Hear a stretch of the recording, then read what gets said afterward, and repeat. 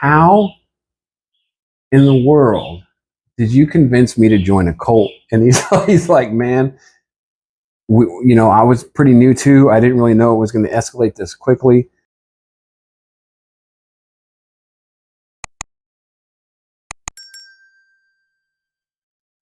You want to give him a little intro? Quit fussing with me, woman. First of all, speak into the mic when you're talking to me. Say it with your chest. So what are we doing here today? This one's like not as bad. There's another time I'm gonna talk about. This is my second religious experience. Hold on. Hi, welcome to Abundance Rising family. Oh, yeah, that's right. Somebody should have reminded us that we needed an intro. Where were you at on that I one? only said it 4 times, so that's cool. Welcome back to another one of Justin's tragedies. Tragedies. It's bad. Yes. This is a sad time for me. We're here to share a very sad time. It's time to be serious. All right, I'm working on it. Now, this is my second deal. Right after I got a whooping at the church house by that Pentecostal woman. I was feeling really down, and this is my second religious experience. It's almost as bad as the time when the Satanist leader came to my town and we had the same name. It's almost as bad as that one, but not quite as bad. So you have to ask me about that one in the comments. This one, I got back to the barracks, man, and I was really, really down about, going out there and getting whooped by that woman. And getting the demon out. Yeah, the demon was gone, apparently, at this point. My eyebrow had mostly grown back. And there was this other guy in the barracks, and he was kind of religious. I'm like, man, I've got to really get my religion on. I mean, the first time was a super strikeout. So and he's a strange guy, man. But I was like, maybe that's just because he's, he found his people, and maybe there's some good folks over there. I'm going to go talk to him. I said, hey, I'm kind of interested in going to church. And he's like, oh, man, tonight is the night. So really? He goes, yeah, man, come on out. It was meant to be. Yeah, it was like divine. He's like, dude, I'm so glad you talked to me, and there's going to be some great things. He says, why don't you come out tonight? It was a Friday night. And I was like, okay, great. We'll go out and we'll talk to these folks. They're supposed to be some good folks. And let's see what your church does. He's kind of a strange guy, but he was a stand-up guy. Everyone knew he was a real moral guy. So I was like, okay, great. So we go out to the church, and it's at a tent, which was fine. And, ooh, big tent revival. Big tent revival. And they, the preacher gets up there, and he's hollering and screaming about something. I don't know. I wasn't really paying attention. Did they have snakes? No, there wasn't no snakes at this one. Oh, okay. So then you're in a good place. I think we're doing better. So far, my religious experience is doing better. And I'm, kind of seeking and I'm kind of looking. And they were good folks, no snakes. They were very active in the community. They were talking about, man, the community this, and we're going to help the community that. And we're really going to show the truth. The truth is what we're after. And I was like, okay, great. And I'm getting into it. And then the leader guy, he's not a preacher. He was just called the leader. They call him the leader. And they kept saying stuff like, we're going to go out and we're really going to show the truth of the matter. And we're really going to, I don't know what the matter was. I was like, well, whatever. And, and he kind of started talking to me after the service. And he was up there hollering about how we need to be better in the community and really be more assertive and show everything, and make sure the truth is out there. And I say, oh, truth, man, I can get behind this. I got a fantastic situation here. So after the church service, he comes down and he's talking to me. He's like, hey, man, tell me about your experience. I told him about the whooping at the church house. And he was kind of laughing, which I found very disrespectful because that's not funny. So if you laughed at the whooping in the church house, shame on you. Shame. It's not funny. Anyway, I told him all about that. And he's like, well, why don't you come kind of hang out with us? We can get you rebuilt. And I said, man, I need some rebuilding real bad here. Need some religious rebuilding. He says, you came to the right spot. I said, fantastic. He goes, but we're going to have some chicken down here in this. It's kind of the secret tent. I said, what do you mean secret, man? I'm done with secrets. More chicken. Were they dead? No, it was fried chicken. And anybody who knows me know I love me some fried chicken. Well, with the guinea.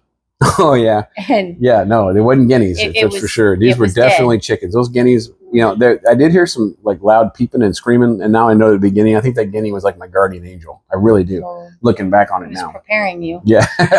Yeah, it was preparing me. It didn't want to be well prepared. It wanted to be preparing me. All right, so we go into the secret tent, and Stop laughing. And there's like, this is not funny. And there's a whole bunch of fried chicken. I love fried chicken. I'm smashing this fried chicken. It's good fried chicken, like homemade, fantastic. Had a little mustard in it. Embarrassing yourself. Oh yeah, I didn't care. I'm here to get my religious experience. They said, well, we have this drink we want you to try. It's like a bitter drink, kind of a bitter drink. I said, okay, cool, man. So I started drinking the drink. Man, that is all I remember. So I started drinking the drink, and they started talking about levels. They're like, you got to get to the next level. We're going to level you up. And I was like, oh, this is fantastic. I'm going to get in the door. I'm going to be like a level 99 for the end of this. What's the worst that could happen? What is the worst that can happen? This religious experience is going really well. I asked you not to say that anymore. Oh, I forgot. Anyway, so I'm leveling up, and I mean I'm leveling up fast. I had one drink after the other, and eventually I just black out, gone. Now I wake up the next morning, and the tent, because it was dark when we got there, turns out to be in the Central Park in Hawaii, right on the beach. And I was like, oh, this is kind of cool. So I get out there, and everyone's protesting. They all have signs, and somehow magically my clothes had changed. I was in some weird looking robes, and we walk outside, and there's a giant golden calf right outside the tent. What did your sign say? I didn't have a sign at this point. Oh. So there was a giant golden calf out in the middle. And all the guys kept saying was, the guy with the tablets was wrong. He was wrong all those years ago to bring us all these rules. We got to kind of hang out with this calf. And I was like, oh my gosh. Like at this point, I didn't know much about the Bible. But when there's a golden calf involved and the guy with the tablets was wrong, fire's coming. I'm starting to put two and two together. The ground is shaking a little bit, like, I'm like, oh man, we fixed to get thumped. I was like, well, I'm not a part of this deal here, man. But your clothes said otherwise. Well, my clothes said otherwise. Mm-hmm. I had the symbol on me. I don't even know what the symbol was. And they had cut all my hair. I only had this part of my hair left. So my eyebrows were gone again, second time. So I had this little dome-shaped hair, and I'm standing out in the middle, and they got signs, and they're like, Easter's of the devil. It's the terriblest religion ever, and Easter's of the devil, and you can't celebrate Christmas, and the guy with the tablets was wrong, and the bull is the only way. And I was like, oh, man. Now I can see why this guy is so weird. Now we're starting to gather a crowd. I'm in the Army at this point, so you can't be having too much, and I don't have a car. I can't get home. I mean, and I have no clothes on underneath these robes. So needless to say, it's going really, really bad. And I was looking for some more of that chicken. That chicken was good. I was like, hey man, where do I find more chicken? The golden calf thing's not my deal. No more bitter drink. Yeah, no more bitter drink, man. And I was like, good night. So I start walking out looking for some golden chicken, man. And all of a sudden the ground. Golden chicken? So fried chicken away from the golden calf. And anyway, well, the police show up, and they break up this whole nonsense foolishness that's going on down there that I got myself into. And they start questioning everybody and who did this and who did that. So like the ground didn't open up and swallow them, which would have been super cool. Now I know later that didn't happen. But me and my buddy, somehow his car got impounded during that time. So we had to ride the bus back from Honolulu, and it was $1. So him and I are sitting there, and I'm just fuming. I'm like, man, how in the world did you convince me to join a cult? And he's like, man, I was pretty new too. I didn't really know it was going to escalate this quickly. The leader guy's now in jail. Things went really, really, really poorly. I don't know what it ended up being a spray painted golden. It wasn't even a real golden calf, which was really terrible. The whole religion just fell apart. So it would have been better if it was real gold? Yeah, we could have broke it out, broke a leg off or something and come out with a little bit of head. At that point, you just grind it into a powder. Make him drink it. And you feed it back to him. Yeah. Maybe you could put it in the chicken. Yeah, so then I get back to the unit, and I'm in naked with these robes on, and I have all my hair. Nobody needs to know what's under your robes. My hair is gone. I have this little circle, and my sergeant's like, what did you do again? And I'm missing all my hair from the whooping with the Pentecostal woman now to the bull nonsense that I got myself into. And I'm just standing like, I don't want to talk about this. Like, this religion thing is not going well. I don't know how to get any traction without ending up joining some sort of just strange folks, golden calves, nonsense. This ain't for me. Like, I don't know if I'm getting in like the wrong group here, or if there's like a sign near me or some sort of like magnet or something. The only takeaways I had, and the only really good thing is that was some really, really good chicken. The people were nice. People are always nice in a cult. Yeah, we all had the same haircuts at the end there.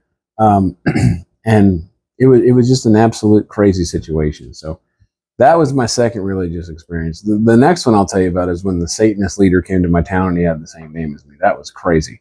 But this is by far the wildest thing I ever got into when I was in Hawaii. The snake thing at least only lasted a little bit, but the shame from that, I had to wait till all my hair grew back. It took like 6 months. It was absolutely terrible. You lose your hair often. It did. Well, now it's all gone. It falls out faster than I can cut it.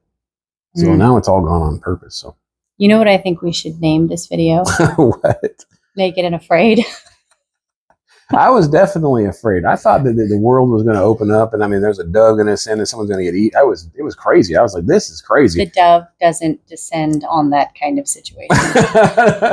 Well, it was more like fire and brimstone coming down to tear us up. But you know, I got put on a watch list after that because that's for your own good. Right. More like watch this guy because he doesn't have any idea. They ought to just tag me and follow me around. I'll get them all the crazies. I get them all rounded up and taken out of there. So the amount of times that you tell people I don't want to talk about it. You know, it took me a lot of years to come forward. It really did. You know, it took a lot of years to come forward, and it was embarrassing. And you know, you find yourself out in the middle of a weird protest about Easter and Christmas and stuff because it's all from the devil. And man, it was crazy. We came down on both sides of that wagon. Did you get to the next level? I leveled up. I went from a level 1 to a 99 and blacked out in the same night. So wow. Yeah. So you are an overachiever. Well, apparently, when I get into a religion, I get good at it real fast. Like either I really get real good at it, or you know, I'm really gullible. One of the two. Something's going on here. I mean, I don't know. I don't know, man. That's my story. That's the truth of the matter. That happened on a Friday by a Saturday. So I joined the cult on a Friday, and I'd done been kicked out by a Saturday. I leveled up. I guess I got all the way through the program. I don't know. But that was my story. Getting all of this off your chest, you know, and all of your open sharing that you do you feel any lighter? No. You know, because the people, I can't remember names or who they were, mainly because of witness issues, but I really can't remember who it was or where it was. But I want Abundance Family Rising to win so bad. So, you know, honestly, if you do like my nonsense and just the stuff that happens in my life and the craziness and follow us, just follow us, like us. We got a whole bunch of nonsense going on. I get myself into the biggest, nastiest, dumbest problems you probably never even heard of before. And a lot of this may come out kind of sideways because sometimes I'm hearing it for the first time too. Just saying. A lot of it comes out kind of sideways because he makes poor choices. I am great at life choices. I'm fantastic at it. Second to none. Yes. Like, subscribe, share. There will be more. Yeah, share it with people. That'll get you. You should share that at work. Just send these out at work and just kind of see how that goes. That'll get you to HR pretty quick. Thanks for watching.